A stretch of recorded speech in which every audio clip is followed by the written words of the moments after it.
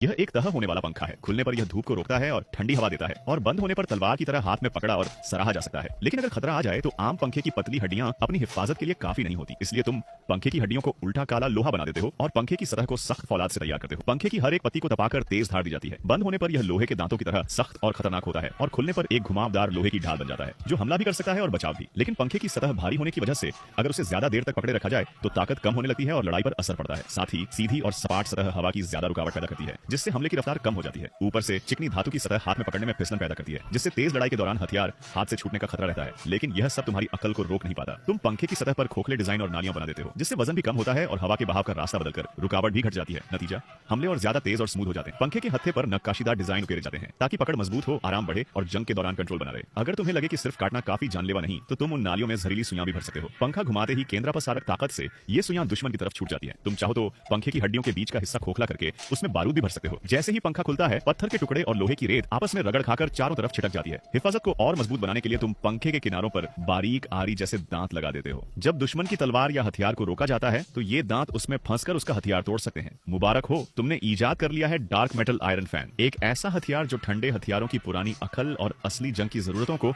एकदम पूरी तरह जोड़ देता है।